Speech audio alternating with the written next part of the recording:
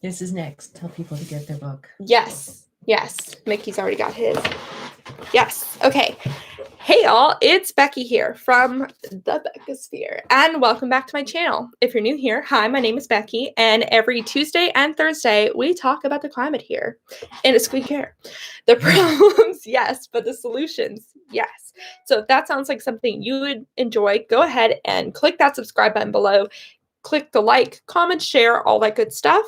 And if you are here for the first time to my channel, welcome, and you are here for the last day of the Climate Book Club for All We Can Save, Truth, Courage, and Solutions for the Climate Crisis, written by women in the climate movement, essays and poems written by women in the climate movement. And it has been a wonderful read. So highly recommend, even if you haven't been keeping up with us, please check this book out. Super good. Good combination between facts and emotion. Mm-hmm. Yeah. If you hear a voice in the ether, that is my mom, Sandy. Say hi. Hi. And she is here so that I have someone else to talk to. If no one comes. I'm fine. No. So, yeah, but also, like, you know, she's been wanting to read this stuff too, and it's been on our shelves and in our minds, because she's also an NPR dweeb, and so we hear about these things. And so, you know, this Climate Book Club has really given us a chance to read the books. Like, it's held us accountable to read the books. And I am so excited to say I have read this thick lady. Honestly, like, I mean, for some avid readers, it probably doesn't seem like much, but for a dyslexic girl that doesn't read much, this is a lot. And this is also the third book that we have read, back to back to back. Mm-hmm. So we're doing good. And the next one? And the next one, which we are going to read on, okay, so the next one, there's like a plan. So we're going to, so first of all, I have a friend named Mickey, and he is the guy that I did just this last video with, about the infrastructure bill, or infrastructure plan. So if you haven't seen that, check that out. That's your intro to Mickey. But he is he is a geoengineering analyst and an environmental specialist. And so he reached out to me wanting to know if I wanted an extra perspective on my channel. And of course, I love that. And so I decided that he would make a great co-host for the next book for the Climate Book Club, which is How to Avoid a Climate Disaster by Bill Gates. And I'm sure y'all have heard of this book because it's been hyped up to the moon and back. In fact, Bill Gates even supported some of my climate YouTuber friends, such as Our Changing Climate, Simon Clark, Climate Adam, Climate Town, Shelby Beasley, and he's not really a climate change guy, but he still counts. Legal Eagle, he's helped some climate channels and stuff. He's cool because he kind of like helps other YouTube channels sometimes with legal issues and stuff. Like, it's nice, you know. They can communicate. Yeah. So he's, you know, the lawyer of YouTube. So yeah, but bottom line, so you've probably heard of this book before, and I definitely had, and I was really excited to get into it. So that's what we're going to read for the next book club. So what I'm going to do is we're going to skip next week, give ourselves a break to breathe it all in. And also for y'all to get the book. And then we're actually going to be doing it live on an app called Stereo, which is basically like a podcasty live stream sort of app. So highly recommend you check it out. I'll put the link in the description below if you're watching this recording. But yeah, so we're going to do it there live, and then we're going to publish it on here after. So it will still be available to y'all. And I think I'm going to make it a premiere when I upload it, so that you're able to make comments, and I'll be there to also comment on the discussion from a secondhand point of view. So hopefully all that works. I'll keep you posted. But Stereo, check it out. Okay, think those are all the announcements that I needed to make. Let's go ahead and get on to the last section, or I guess last two sections, kind of last section-ish. Yeah. Of this book. Very quickly, I'm going to close the blinds because it smells like cigarettes. Hi, sorry, don't mind me. Look, this is my room. Very nice. Oh. Rise. Right. Second to last pretty picture. Yes, second to last pretty picture. There is one other pretty picture. 321. Can you check and see if I close the screen door over there? I'm getting paranoid. Okay. And can you make the full door Oh. close? Because it also smells through there too. Sorry, just having random. Yeah. Okay, good. Having random housekeeping mental bursts. Apologies. Okay. So let's go ahead and get on to Rise, which has the second to last pretty picture. So each starts with a beautiful picture by Madeline Jubilee Sato. And this one reads, "Can you imagine the community that will heal the climate crisis? It will not be just you. It will not be a technological salvation. It will be all of us." Beautiful. All right.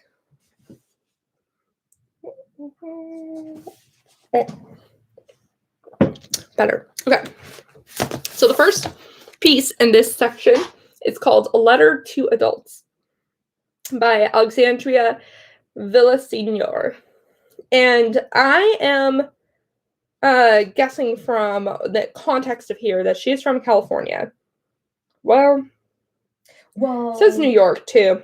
Yeah, she was originally from California, and she had relatives there, and then I guess she was in New York after that. Okay, so she might be in New York, but she's kind of like a Greta of the U.S., you know. She's really young, huh? Yeah, she's like 15, 16. Wow. Yeah. So she basically wrote it as a letter to grown-ups. How'd you feel being a grown-up reading this? Dear I am grown-ups, I felt guilty. We need to be doing more. I think there's an interesting, one of the interesting parts, that's a way of phrasing the conversation I hadn't seen before, is generational inequality. Mm-hmm. Generations that came before mine had greater access to nature and natural resources than younger people today ever will.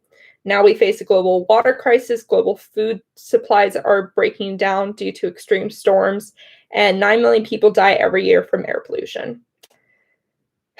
So that's like, yeah, the idea, I feel like that's what I was trying to say the whole time whenever I bring this up to you guys, is just the generational inequality that I feel, you know, between like my generation and what my kids will be able to have. I know won't be as good as what I had. Yes. Which sucks. Well, and what we had is not as good as what our parents had, honestly. Honestly? Yeah. Oh. Well, I didn't know that. Someone's had to have it better at some point because our society has progressed. Yeah. Well, you know, like to some extent, I feel like you guys have had more. You, as a woman, has had more than your grandma, than your mom had. sure. So From a job perspective. But I thought we were talking about nature and, you know, being able to Yeah. enjoy the world. That's I true. just- Grandma and Papa were able to travel more without They political divide in different countries. They went to Egypt before it was problematic. They went to many places before they were Yeah. problematic for Americans to go. Yeah. So in that way, yeah. So, So maybe our grandparents' generation had it best. I think that's where the peak was.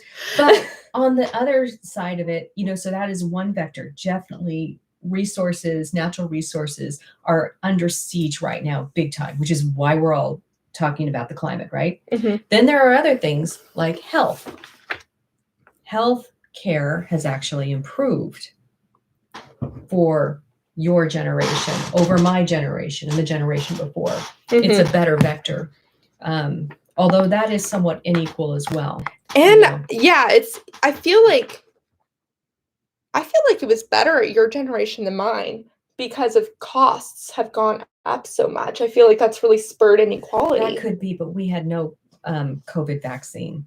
Yeah, And- that's true. And diseases, a lot of diseases like cancer were just death traps. Yeah. So but anyway, that's off the subject. So Well, it's an interesting conversation because I think that's, something that new generations and old generations struggle with. We like to compare ourselves to each other. it makes me sad that a lot of the California forests are disappearing due to fires and stuff. Yeah. And we were just talking to Uncle David, and the moisture content in Northern California, the whatever measurement that they use is like 0.9 when Yeah, it's bad. it was 1.5 earlier. Yeah. I mean, there's some serious stuff going on. I'm not Yeah. looking forward to the fall.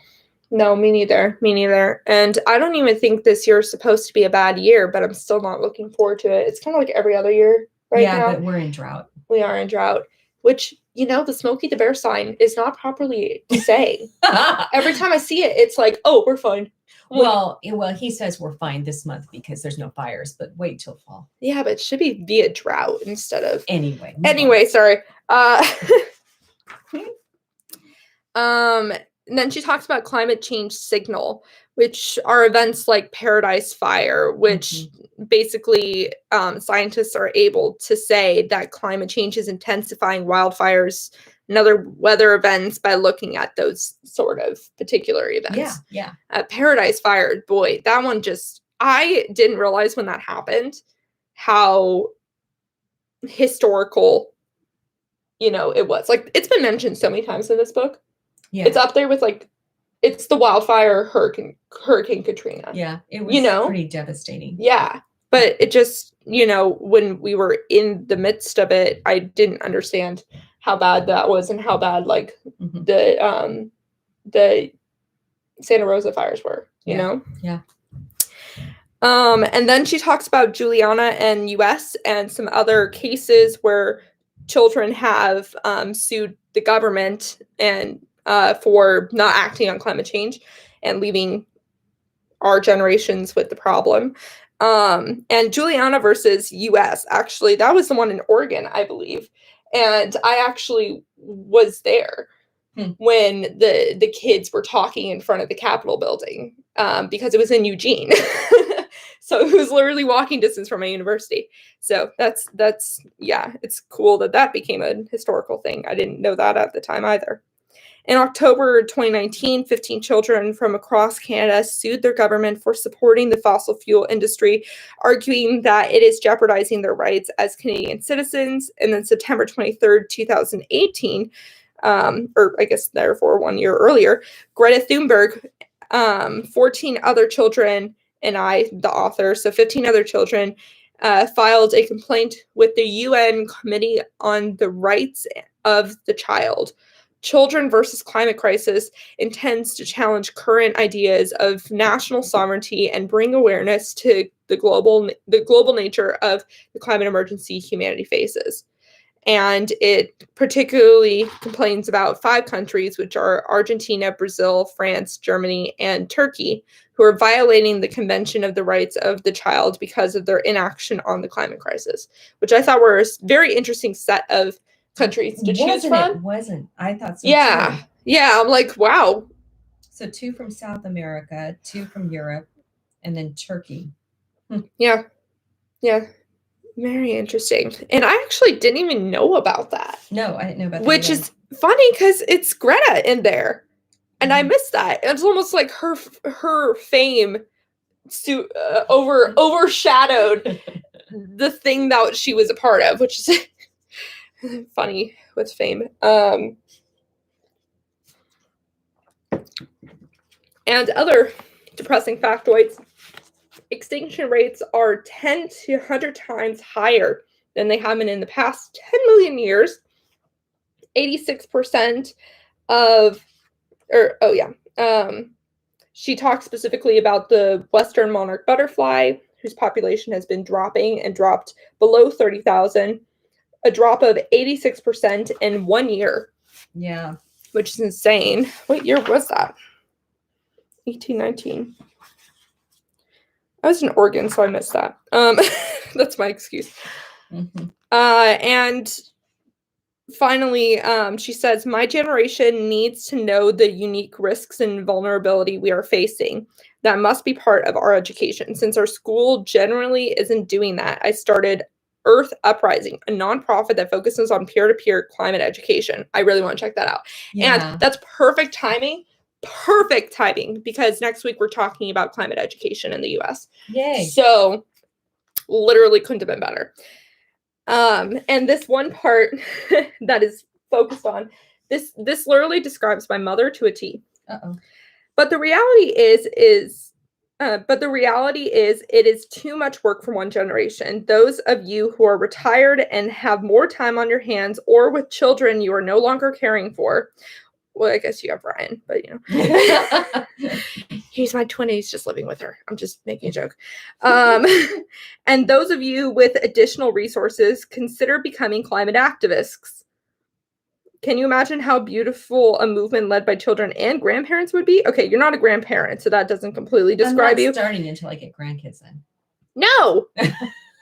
Don't I matter enough to start? You have a grand cat. Think about him. Okay. Think about Rue. I don't know where he is, but think about him. But the other part of children you're no longer caring for, I'm like, Mom, it's your time. Your time to shine. Be a climate activist. You are. Together, we will all be climate activists. Yes. We encourage each other. See? Yes. Since everybody's needed. Yes. Okay. All right. Next part. By Professor Kim Cobb. It's a quote. Science tells us that it's not too late, but we have to pull hard every day together to make a difference. You don't have to know where we'll end up. You just have to know what path we're on. All right, the next piece is called An Offering from the Bayou by Colette Pichon Battle. That's a dope last name. Battle. I wish my last name was Battle. Colette Battle. Okay. So she said, we thought we were just bound for, so she was in Louisiana, or she's talking about Louisiana when Hurricane Katrina hit. And she was talking about how, they thought that they were just bound by 2 years of disaster recovery, but after Katrina, but they really found that they were now bound by the impossible task of ensuring that their communities would not be erased by sea level rise due to climate change. So it's just suddenly way more than just hurricane recovery, because the water doesn't go anywhere after it's shoved up on the land. So it's easy to just have areas disappear. She said 2 million people will be displaced due to climate change in this next century. What? 200 million. 200 million. What did I say? 2 million. Oh, I'm sorry. That was an underestimation.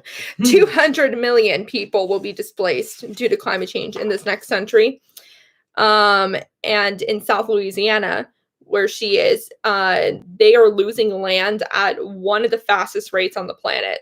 So as I said in my in the title or the thumbnail of my my hurricane deep dive, Louisiana is screwed. Like, we're going to stay with 50 states. We're going to get Puerto Rico and lose Louisiana. And so she talks about what's called climate trauma, which can occur if you are considered a quote unquote refugee of climate change, aka you had to move due to climate disasters, making the area you used to live in uninhabitable, like wildfires or flooding or hurricanes or drought. There's many options. And she says that we need to think about this climate trauma. We must start preparing for global migration today. And so we need to prepare our cities for it. And we're not prepared. We're not mentally prepared. We're not physically prepared in any way to handle more migration. We can't even handle what we currently have.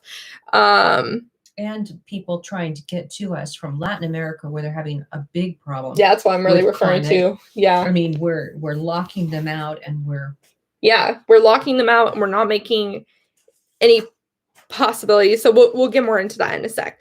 So she says that we must do this in a way that doesn't cause climate gentrification, which can happen in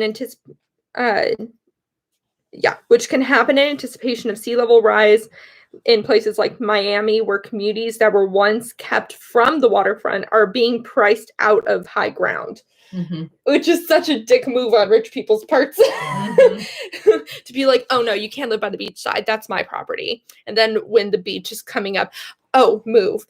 Yeah. Like it's such schoolgirl cafeteria. You can't sit here. That's literally that's what gentrification is. You can't sit here. We also see climate gentrification happening when damaged homes are reconstructed as green built and warrant a higher price tag, generally out of reach of Black and brown and poor people who want to return home. And that is a big problem. Mickey spoke on it a bit during our discussion last time, and he was talking about how we need to build more resilient infrastructure and more sustainable infrastructure, but we have to do it in a way that doesn't just kick people out of their areas because the homes are built better. And the author Battle, of course, Colette Battle, says the climate crisis is a much larger conversation than reducing carbon dioxide emissions, because we're seeing things like climate migration. So clearly it's more than just that.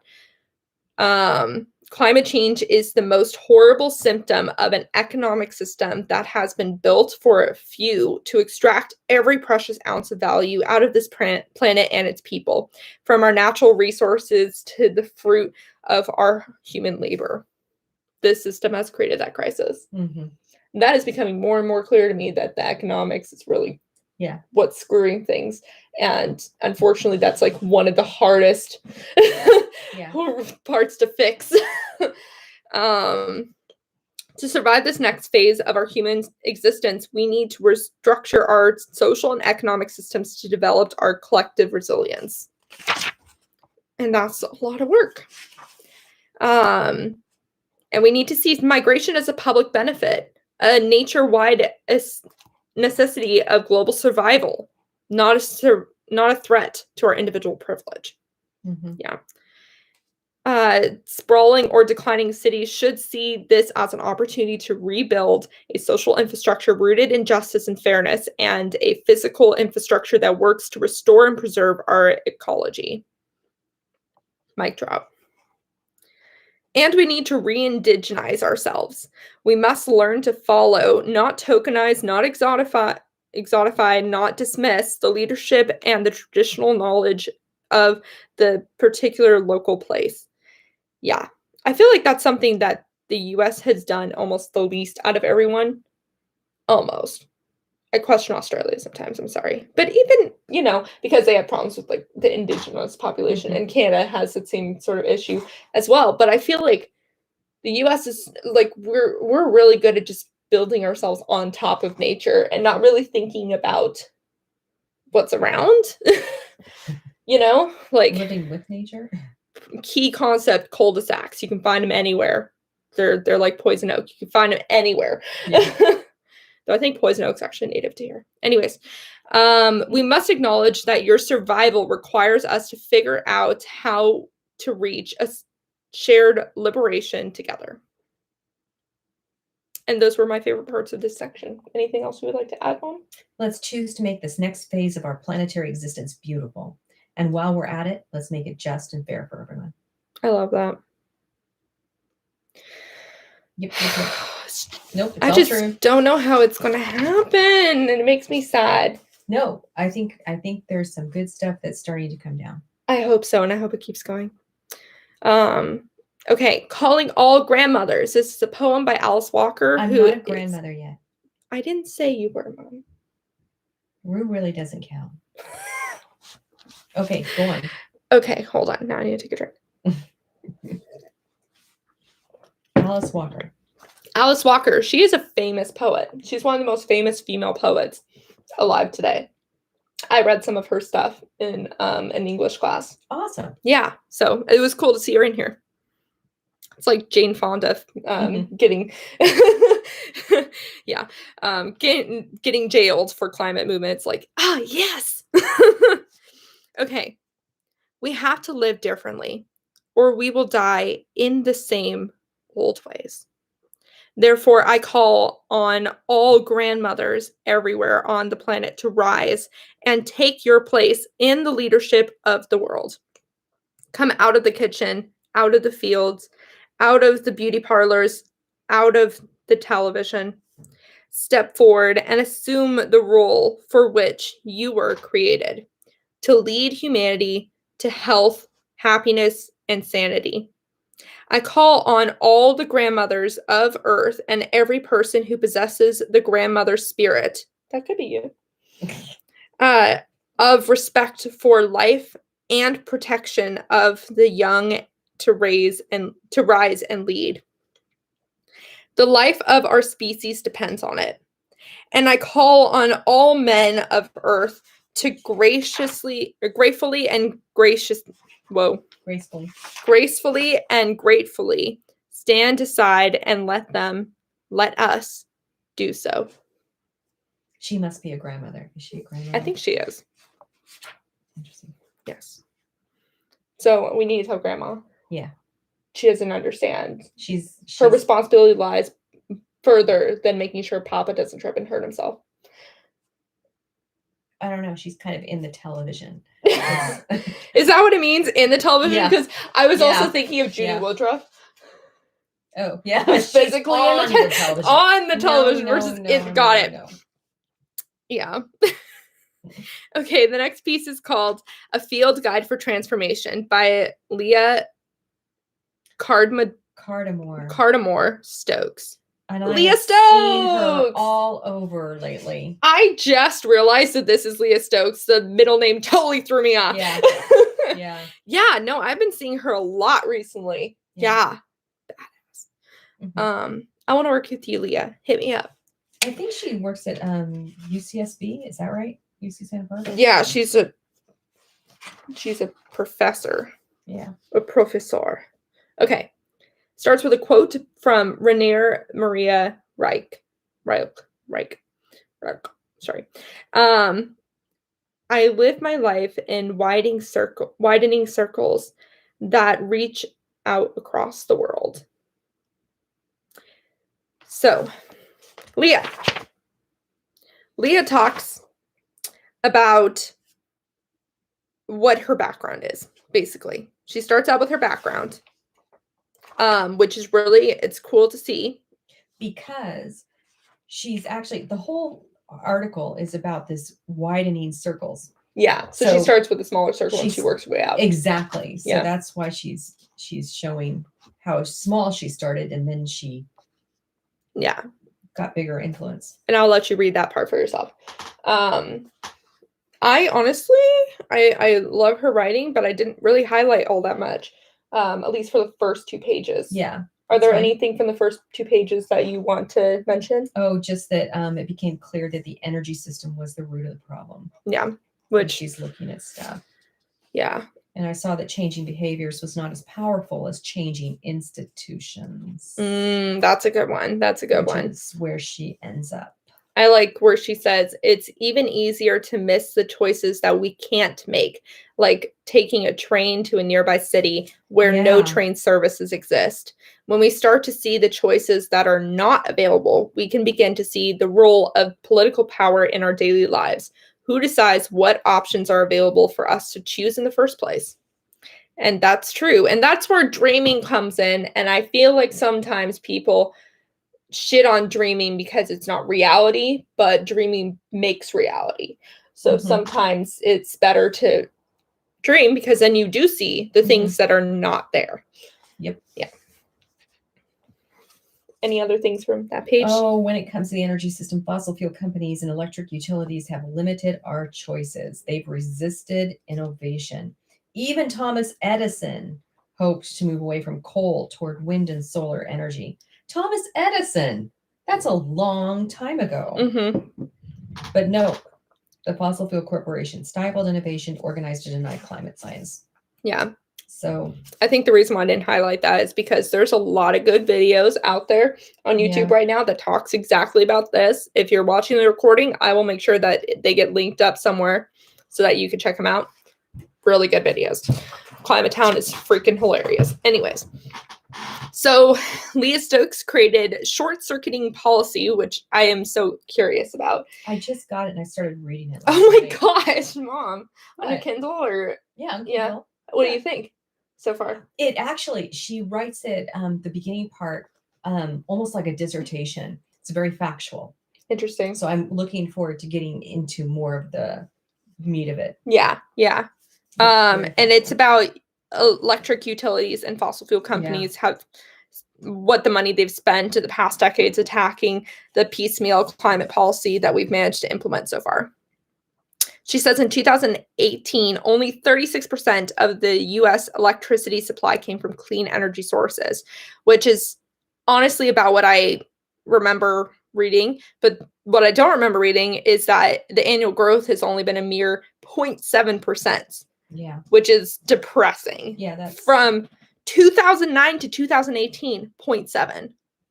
So that's like, I'm not even talking like year to year. I'm talking that's it, and we say we've done a lot. I'm sorry, but that's just bad. Yeah. I want to mention one other thing. In her book, Short Circuiting Policy, her major thesis is going to be that the interest groups are battling it out. So the fossil fuel interest groups versus the climate, and Yeah. other, and what are the powers and what are the resources that both of those organizations have, or interest group sets have. We need more money behind us on Right. our side. Right. We need, celebrities come at us. Seriously. Oh, there have been some. There have been some, but there needs to be more. Yeah. If we invest in energy efficiency, we won't have to build as much new energy supply because efficiency reduces overall demand. I have been thinking about that more and more and more recently as well. It's that what is always talked about is moving to clean energy. But what I don't see talked about anywhere near as much is making things more energy efficient. Mm-hmm. And I think it's starting to be talked about a bit, just at least from my YouTube climate change people, because more recently that's specifically something they talked about. And I think that's possibly because Bill Gates emphasized it in his book. That could be. But there is the whole LED movement, right? Which is an efficiency. Right. Though I think we need to move beyond that, because that's kind of the plastic straws of of energy efficiency. You know what I mean? Like, it's great. Let's not stop there. Yeah.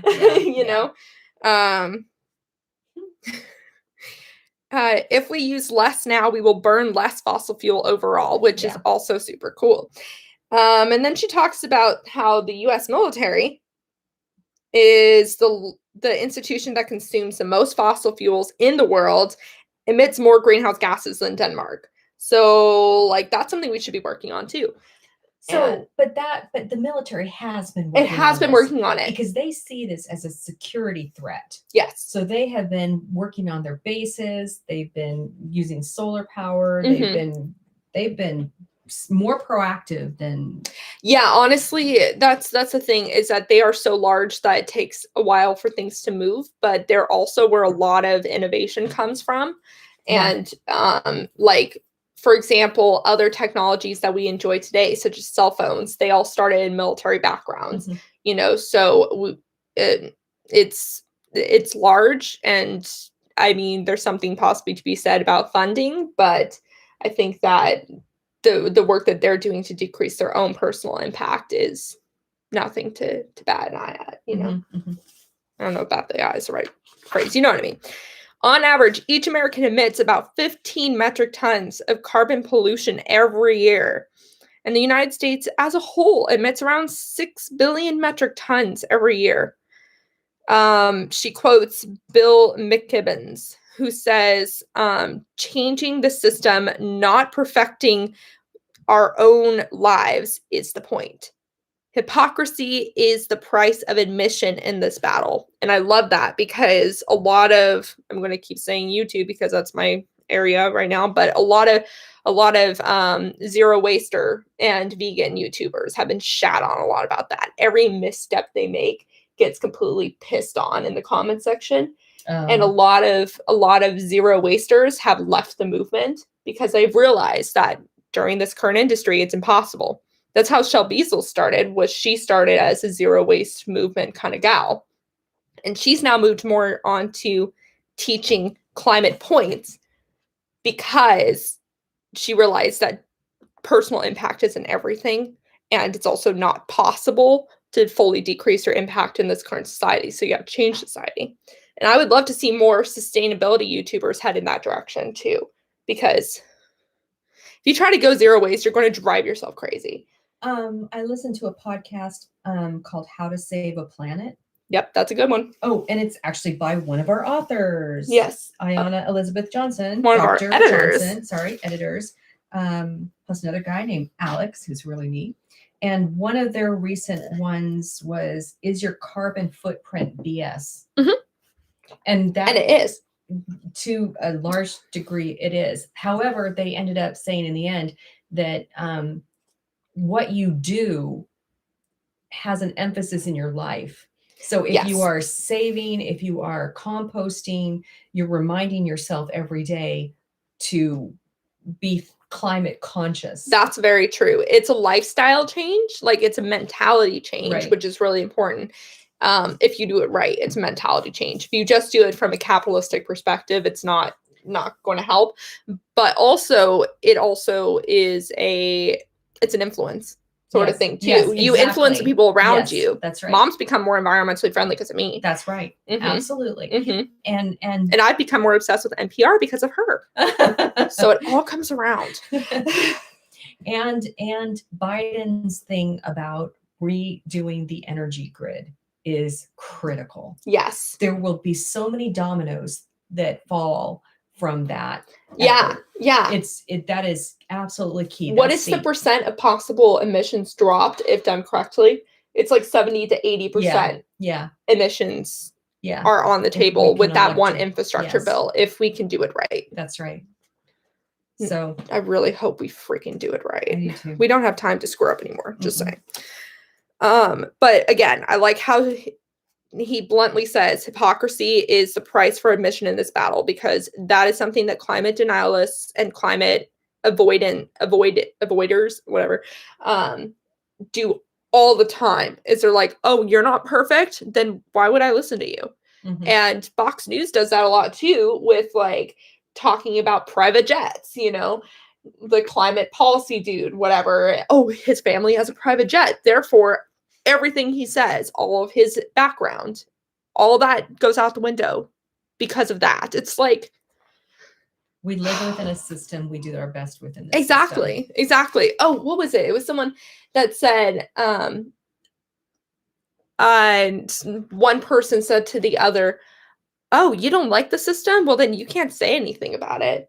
Me living in the system. Yeah. Like you can't change the system from being on the outside. You have to be on the inside to truly understand the system. Yeah. Yeah. Okay. I have a lot to say tonight. All right. So then she also says a simple thought experiment can help illuminate this point. If you were to die tomorrow, how much less carbon emissions would occur? Not much less. Society will keep turning along, belching out pollution as it went. So, yeah. Also, yeah, a lot of the emissions that are spoken for your 15 metric tons of pollution every year is done on your behalf, and you have no say in it. Yeah. So that's another thing too. Yeah. Yeah, most of it's out of your control, which is why you have to go system. Yet emissions barely... Okay, so then she talks about the pandemic too, this lovely thing we're going through. And this was published in 2020, so this isn't even all of it yet. But emissions have barely budged, falling an estimated 8%, which I remember was all over the place. Oh my gosh, emissions fell. We need emissions to fall about that amount every year until 2030 to limit warming to 1.5 degrees Celsius. And we've already caught up to the emissions that we lost. Yeah. So this is why we can't have nice things.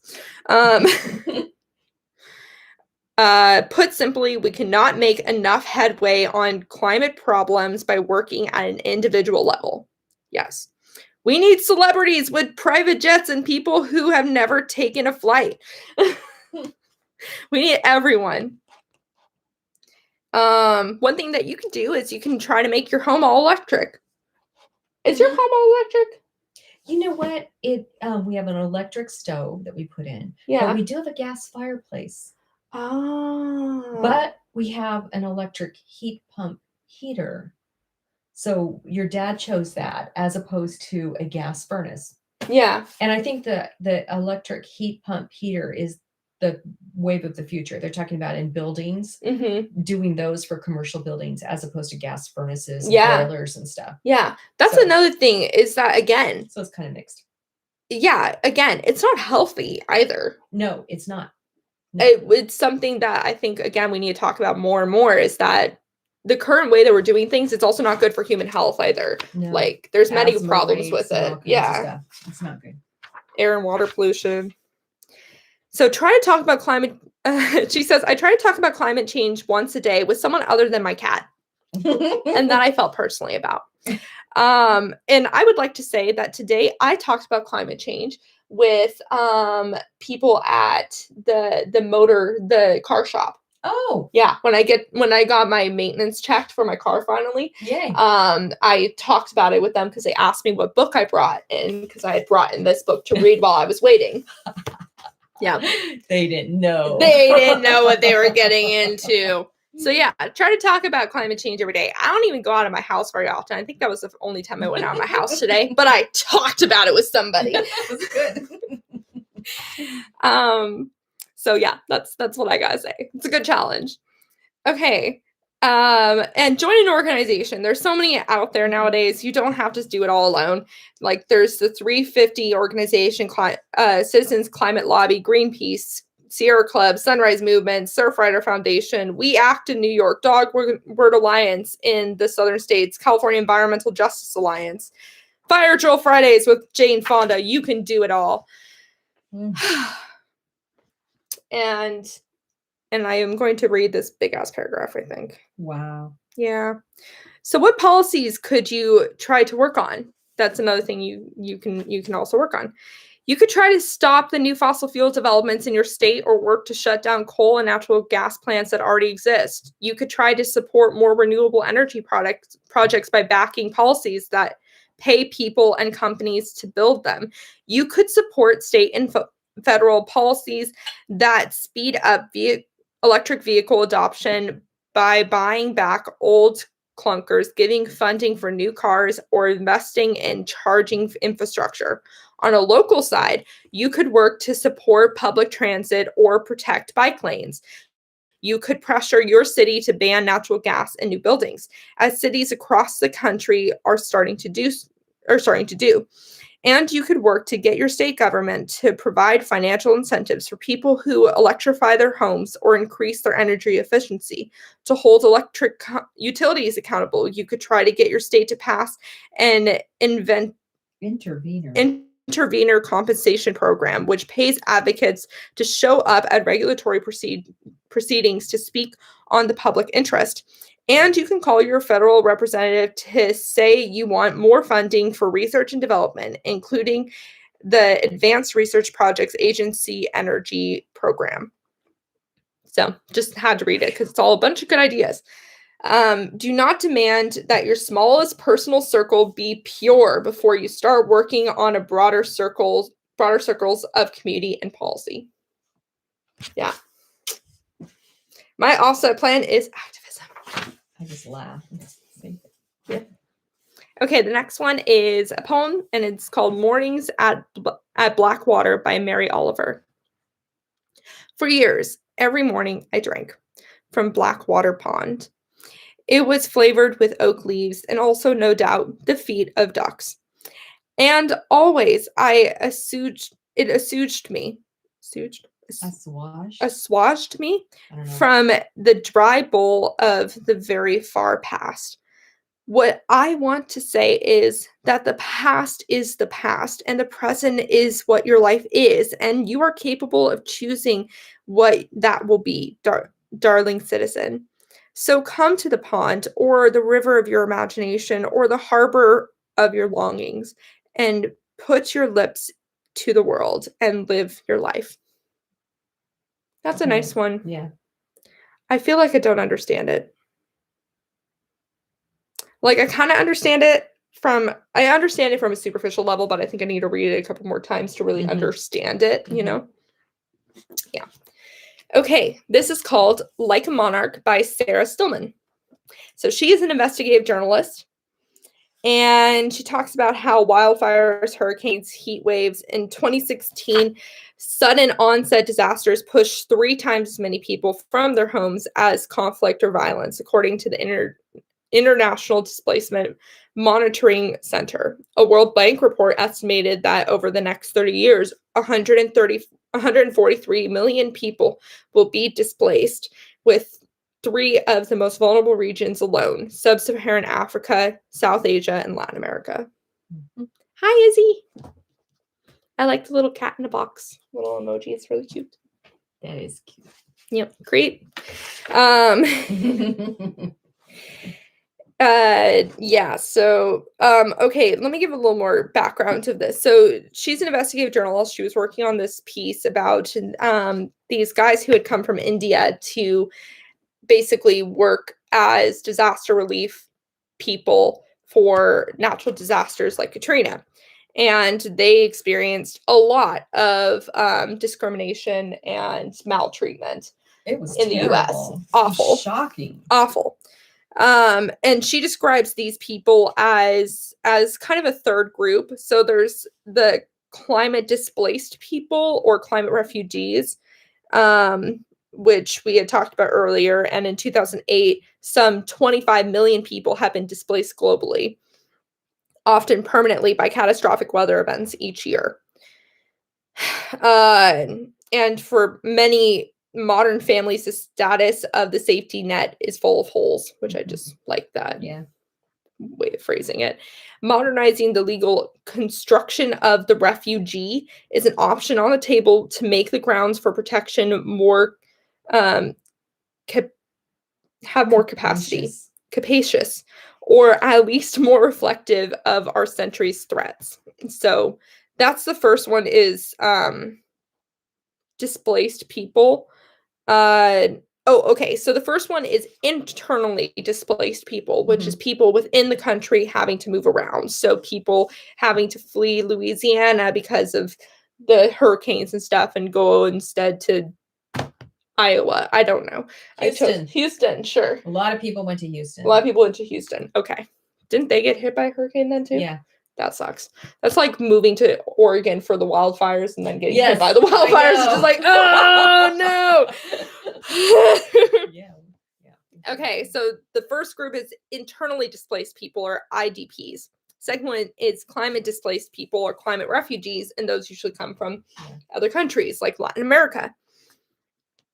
And then there are the third group, which is what she focused on, which were people that came to help clean the more complicated group, because it's people that have usually had to flee their country due to not being able to sustain a decent lifestyle where they were because of the climate changing and more extreme occasions. So they go over to another place to try to get a better life, and then they're usually screwed over there for a different reason. So it's almost like a doubly displaced person. Yeah, and she documents this group of people that basically they came over to help with Katrina, and they've sort of been moving from natural disaster to natural disaster within the US, helping out. It's amazing. And yet they were treated so poorly. Yeah, like slaves practically. Yeah. And like they were kept in these tiny little dorms almost. Yeah. Where it was like 25 guys and 2 toilets in one room. Yeah. And so they sued. Yeah, so they sued. And I also want to show that Hurricane Michael in Florida, 90% of workers fixing damaged roofs and were undocumented, which I didn't know that big percent of undocumented. Yeah. See, we're complaining about undocumented people, and here they are cleaning up natural disasters for us with horrible conditions, and we're complaining about their existence. I'm just saying that's pretty bad. We need to fix that. So they could be called kind of economic migrants, but that still doesn't tell the full story because it's really also climate induced. She called them recovery workers too. That's another name for them. And they're in many cases. So the main people that she talked about were from India, but a lot of people are from Central America in the Northern Triangle, like Guatemala, Honduras, and El Salvador. And those places are called the dry corridor, are enduring increasing erratic weather patterns, including droughts and heavy rain. And because of that, human instances such as gang violence and corruption have increased too, because the more uncomfortable you are, the more uncomfortable you feel like you have to make everyone else, I guess. But last year in Honduras, so 2019, a drought compounded instability, promoting the government to declare a state of emergency. And then in the western highlands of Guatemala, climate change is now considered a major catalyst for migration. Nearly 50% of Guatemalan kids under the age of 5 are considered chronically malnourished, and more than 1% of Guatemala's entire population attempted to reach the United States. Good luck, Kamala. Oh, So this is the job that Kamala Harris has been assigned by President Biden, is to work with the Central American countries to understand why people are migrating yeah. and how those countries can help hold those people there as opposed to migrating into the United Well, States. the only way they can is if they adapt to climate change. Right. Some So, other industry, some other something or other, right? I mean, yeah. she's got a tough job. This is not easy. No, not at all. Especially since Isn't that then interesting? you're getting shat on for having kids in the borders because the borders hadn't Yeah. prepared for that and Yeah. all that good stuff. Yeah, climate migration is rarely reducible to a single variable. It's very complicated. And that's, again, the idea of slow violence, which I mention a lot. But, changing of land underneath you. Yeah. Climate change doesn't just spur migration, it makes pre-existing migrant communities more exposed to extreme weather. So that's also the case. Areas that were not, usually it's due to them having precarious housing, like in places where it just, usually poor people have worse housing, right? Yeah, And then they're more susceptible to climate change and they're more susceptible to migration, and it just keeps going in a cycle. And even if they move, that doesn't make them not poor usually. And so they still have that problem in other areas too.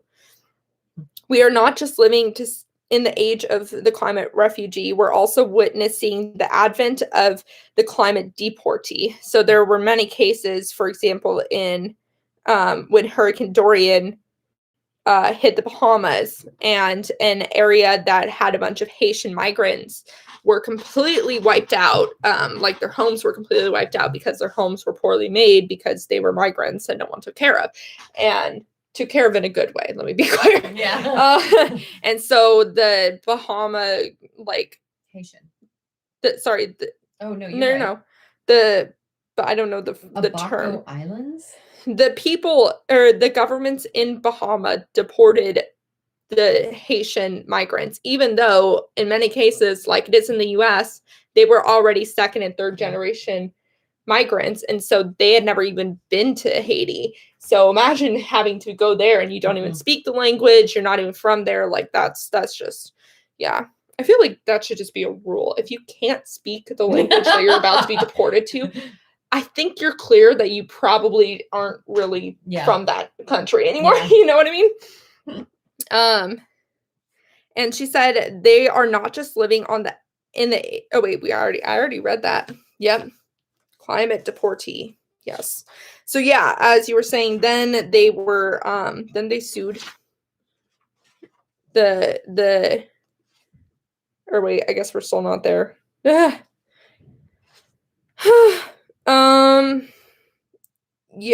She emphasizes that migration is really just survival. So if someone's migrating, they're not doing it for funsies. No. Unless they're escaping usually tax fraud, in which case it's a bunch of rich people. If they're migrating, there's probably something going on. But yes. So they did get some money in the end. Yeah. Workers. No, so they did get money. And what's crazy to me is that the guy that was in the middle of all this, that she told the story from the perspective of, who's one of the migrants that was treated poorly, he then takes that money basically and creates a resilience force. Yeah. To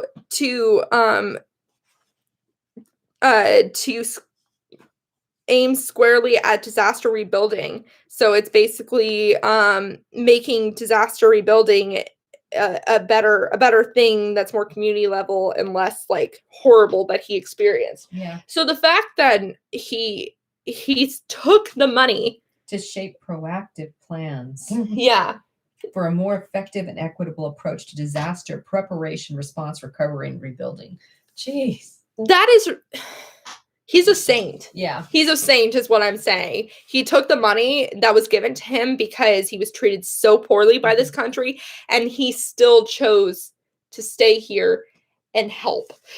Yeah. Like, give this man a citizenship if he doesn't have one. I'm just saying, like, God.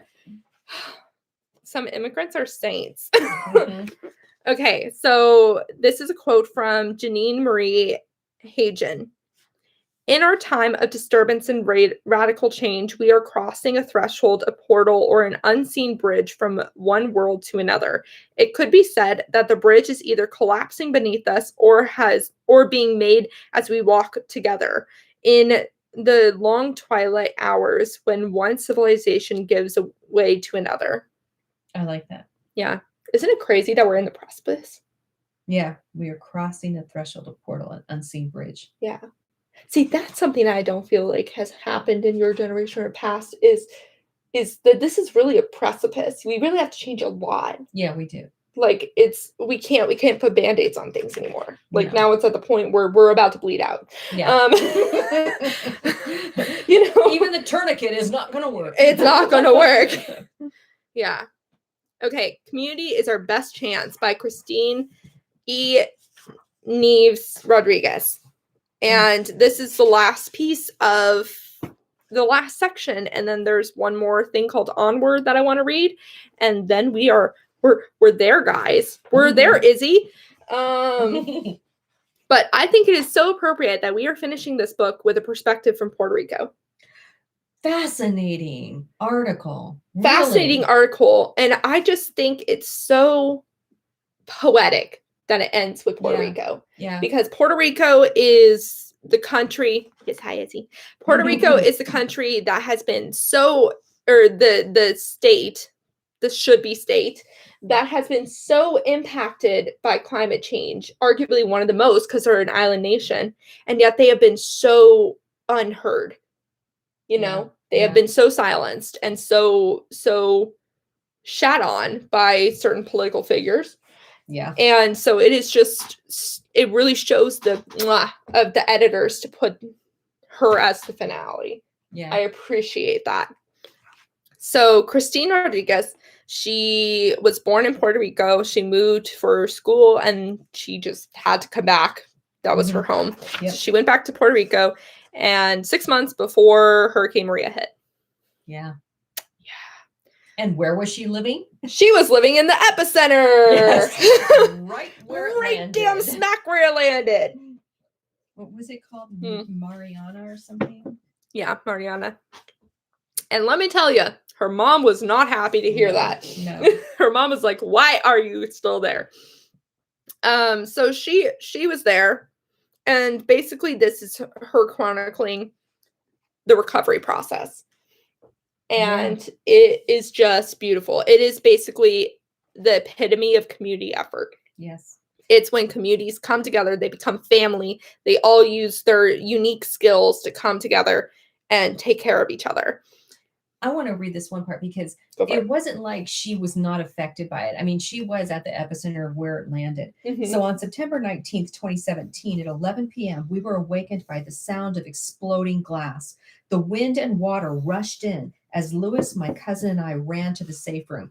We smashed ourselves and our pets into one tiny bathroom. And I'm just we glad to save the stayed pets. there for hours. And when we finally stepped out, the world had changed. The trees were stripped naked and looked like sticks, and many were gone. No leaves, no sounds. A wooden chalet 3 doors down was completely destroyed, leaving only a retired couple who were able to survive by hiding in the concrete basement. I mean, this is where she starts. It's amazing. And then what she does with her community. Is Continue. well, so they were out of power. They had no water. Yes. They had no signal for their cell phones. Only landlines worked. They had only one radio station that was covering the whole thing. Mm-hmm. And so it was a mess, and places were completely destroyed. But then people from like the mountain areas that didn't get hurt as bad came down, and they started to help. Mm-hmm. And she found some supplies, some old like sort of camping cooking style supplies that she used to start making meals and stuff. They decided to make a kitchen. They decided to make a kitchen to feed people. Yeah, they asked an organization to give up their facilities for it. Yeah. You know, to let them use their facilities. Then they asked neighbors who were cooks to cook. They asked artists who could paint signs to do so. They asked people to help come over and clean. They basically created the Proyecto de Apoyo Mutuo, which means mutual aid project. And they were feeding 300 people Monday to Friday. By day 10. By day 10, which is insane. And the mainland was doing nothing. And then they just basically, it just kept coming. Like then paramedics and nurses and doctors started arriving to take care and help people. They made sure that food went to people who were bedridden. And through this process of doing, we were able to heal instead of despair. Mm-hmm. Busy work really works. Mm-hmm. Sometimes it's good to just turn your brain off and do things. You know, I think the country needs to do that more. We just need to turn off our brain and do things. Mm-hmm.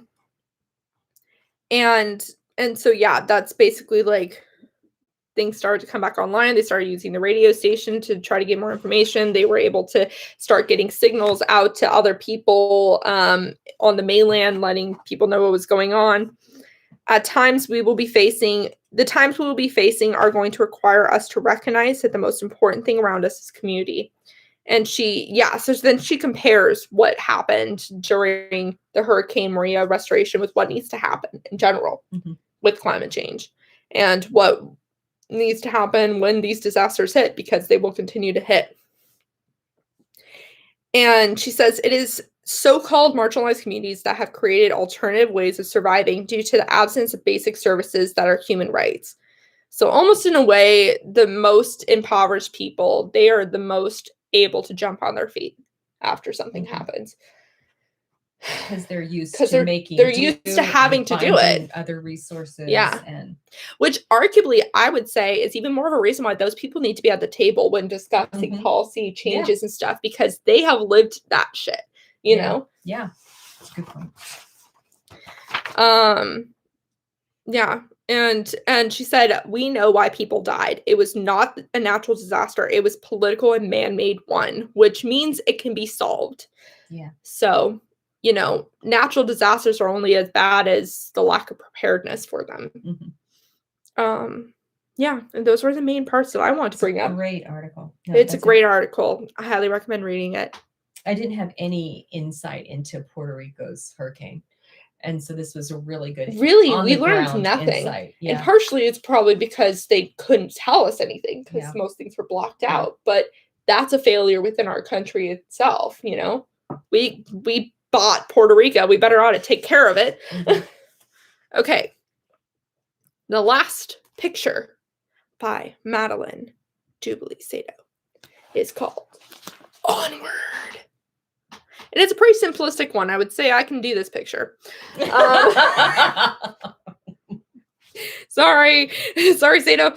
Okay. It says, "Oh, my love, we are not the beginning and we will not be the end." Yay. Simple, beautiful.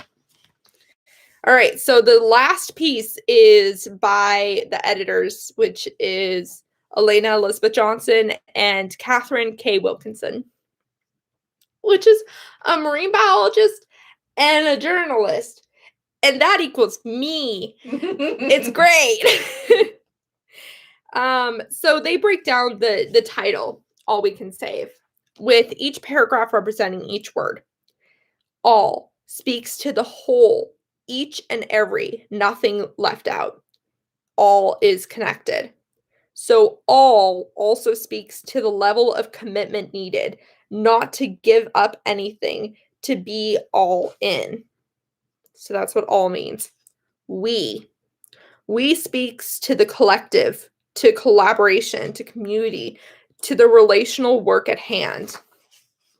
We speaks to justice, to how we do the work that needs doing and whose contributions are valued. We as community.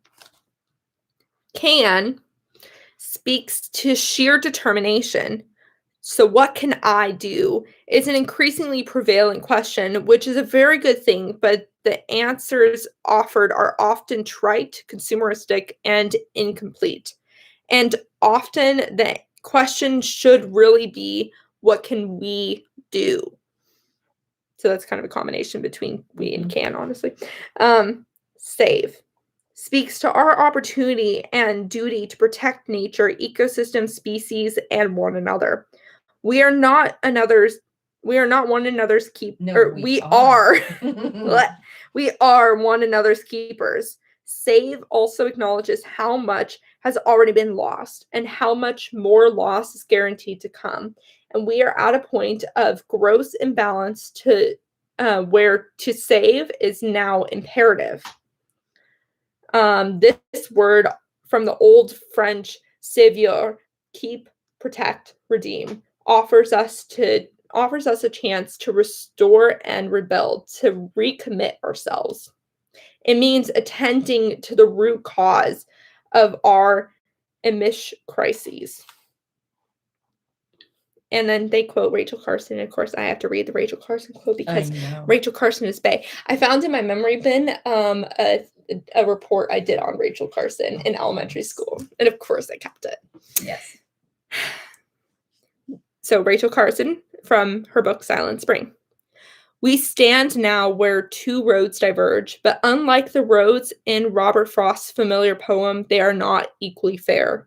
The road we have long been traveling is deceptively easy, a smooth superhighway on which we progress with great speed. But at the end lies disaster. The other fork of the road, the one less traveled by, offers our only chance to reach a destination that assures the preservation of the earth. The choice, after all, is ours to make. And she wrote that in the 1960s or 70s. Like, we still need to hear it.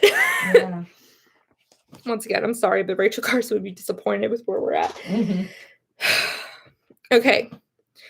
The editors say, from a foundation of science and community, we must imagine the future we want to live in and the future we want to pass on, and every day do something to reel the dream closer to reality. Where national governments are not stepping up, local, city, and state actions are even more important and may hasten the federal mobilization that is vital. If no one has ever invited you to the climate movement, please consider this your warm welcome. If no one has ever thanked you for your efforts, please hear our gratitude. I liked that. Mm-hmm. And most of all, this is just ferocious love. Love for one another, for Earth, for all beings, for justice, for the life-giving future. Let's move forward with love, not conquest, humility, not righteousness, generous curiosity, not hardened assumptions. It is a magnificent thing to be alive in a moment that matters so much. Let's proceed with broken open arms. Hearts. What? Hearts. Oh, let's proceed with broken open hearts. Seeking truth. That makes more sense than broken arms. Seeking truth, summoning courage, and focused on solutions. Yay! Yay! We finished the book!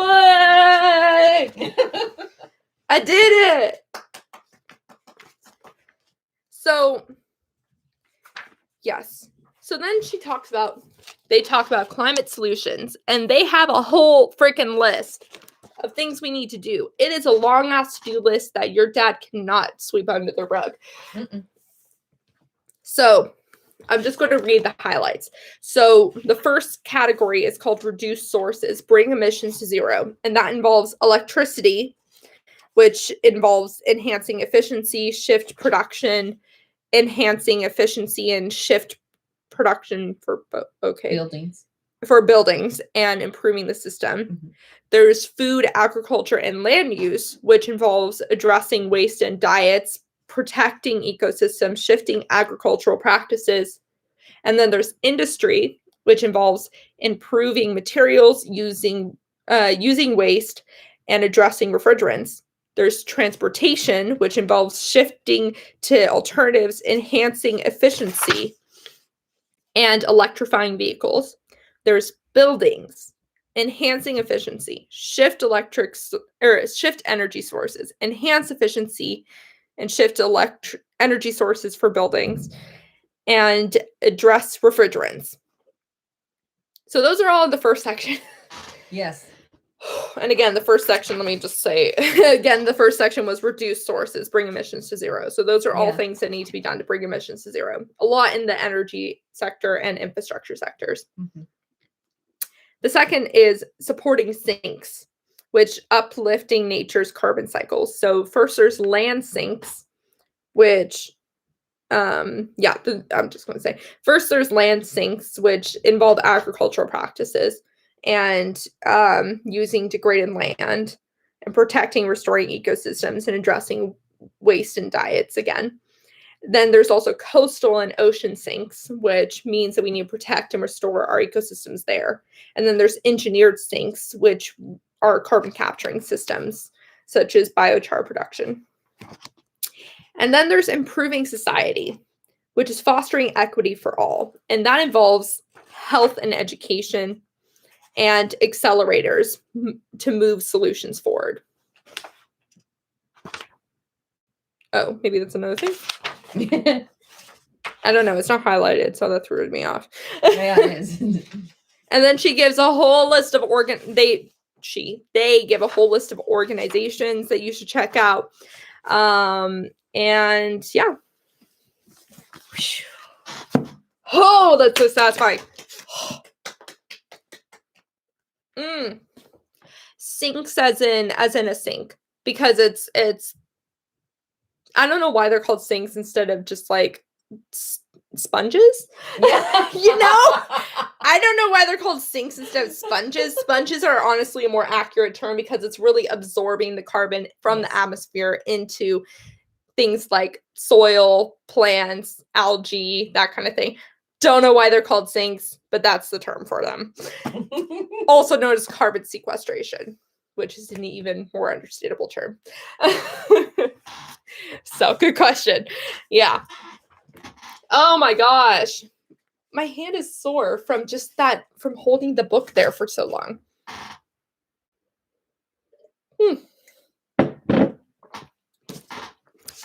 Thank you. Thank you, assistant.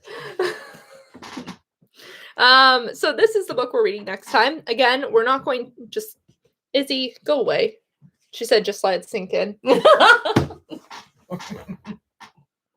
Go away. Unsubscribe. Just leave. No, I'm kidding.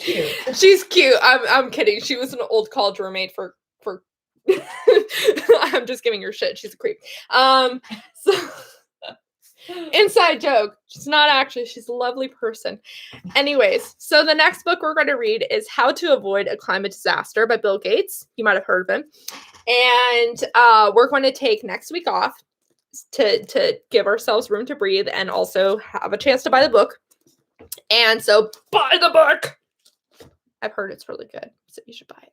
And it's Bill Gates. You should buy the book. He made Microsoft. Mm-hmm. He knows what he's doing. He might have a few ideas. He might have a few ideas. You know, he has been doing this philanthropy thing for quite a while now. Yeah, he has. Understands what issues are big issues. He's casually the best example possible for a billionaire.